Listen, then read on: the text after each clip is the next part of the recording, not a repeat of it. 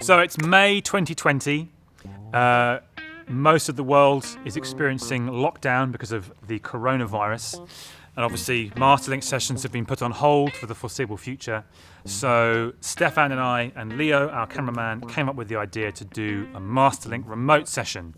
We obviously didn't want to be idle, sit at home and not share our creations with you. So we embarked on this journey of getting over 20 people involved on this video.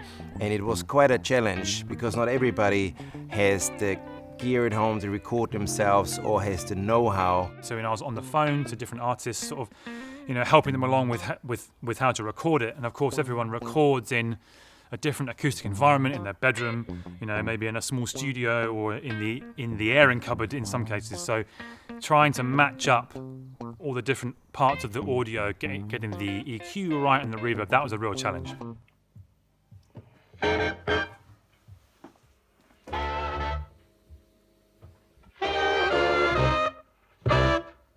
But it actually worked out really, really well in the end. I think the continuity between all the between all the recordings sounds wicked. The most important, detailed and probably time-consuming part of the edit actually was putting the 50-odd video files into the edit, layering them on top of each other so that we could get the sync and make sure that it all matched up to the track that James had mixed and mastered. And then it was a case of editing it to fit the arrangement that Stefan had created.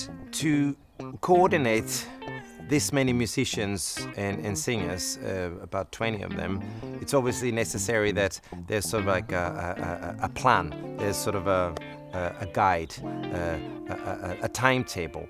So I wrote the arrangement at first in my studio, kind of to map everything out. Who's gonna play congas where, who's gonna sing where, what are the horns doing, who's clapping at what times, all these things.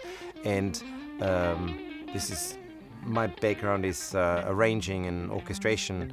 We had 50 video files. That included all the cameos that we had in it, but also things like multiple angles that, for instance, Graham Flowers had recorded overhead shot with the trumpet just to give a bit of variety. And then, we had Fergus, who had a whole catalogue of different percussive instruments which he'd recorded individually for the introduction, or for instance he might have done a portrait shot and a landscape shot. So it was not until we got to the edit I'd know which shot that I wanted to use. It is very difficult to say how one goes about rearranging a tune, and I didn't have any sort of presets in my mind.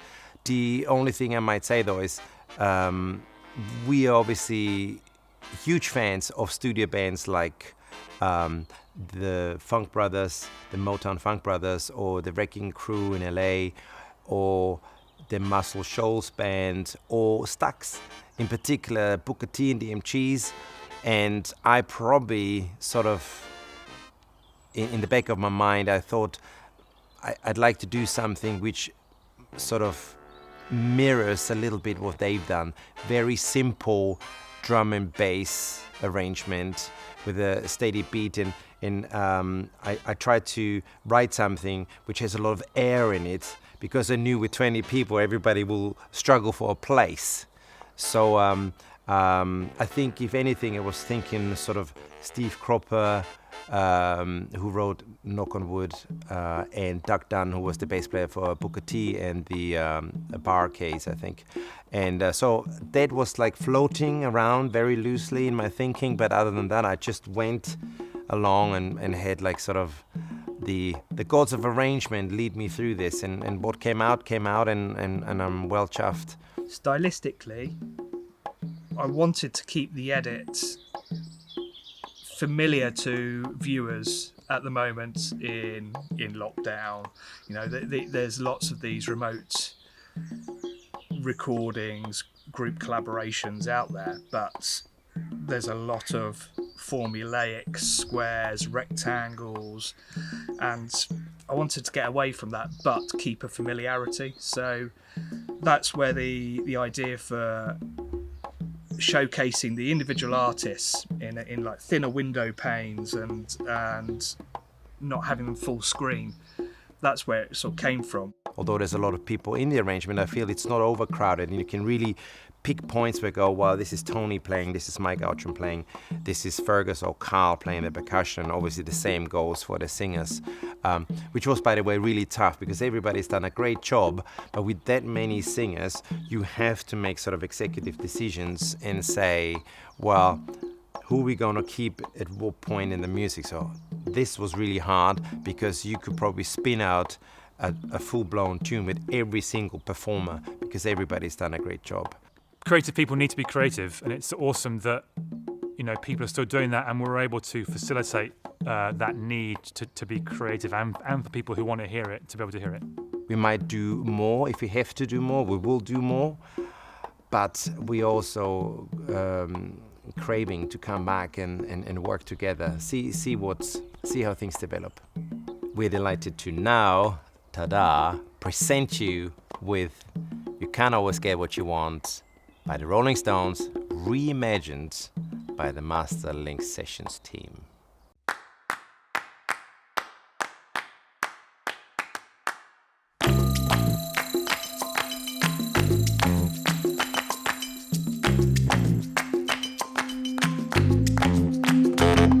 I saw her today at reception, a glass of wine in her hand. I knew she was gonna meet a connection. At her feet was a footloose man. you can't always get what you want. You can't always get what you want. Yeah. You can't always get what you want. But if you try sometimes, well, you might find Get what you need. Yeah. Oh, get what you need. I went down to the Chelsea drugstore To get your prescription filled. I was sitting in a line with Mr. Jimmy. Man, did it look pretty ill.